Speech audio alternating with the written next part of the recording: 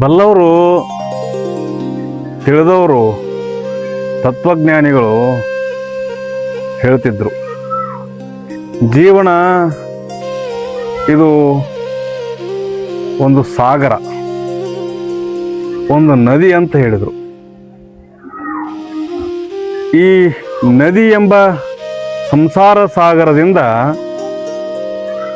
ನಾವು ಪಾರಾಗಬೇಕಾಗಿತ್ತಂತಂದ್ರೆ ಹೇಗೆ ನದಿ ಒಳಗೆ ನದಿಯ ದಡದ ಮೇಲೆ ಒಂದು ದೋಣಿ ಇರ್ತದ, ಆ ದೋಣಿ ಒಳಗಡೆ ಒಬ್ಬ ನಾವಿಕ ಇರ್ತಾನ.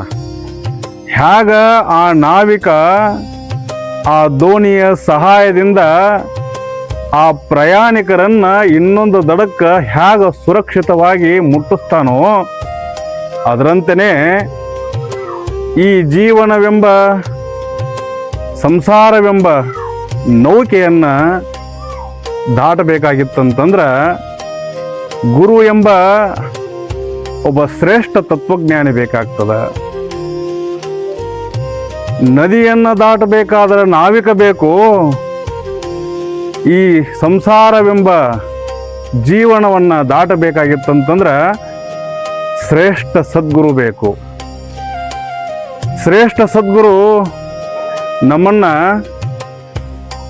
ಜನನ ಮರಣ ಹುಟ್ಟು ಸಾವುಗಳಿಂದ ಬಿಡುಗಡೆಗೊಳಿಸಿ ದೇವನಡೆಗೆ ಕರೆದುಕೊಂಡು ಹೋಗ್ತಾನ.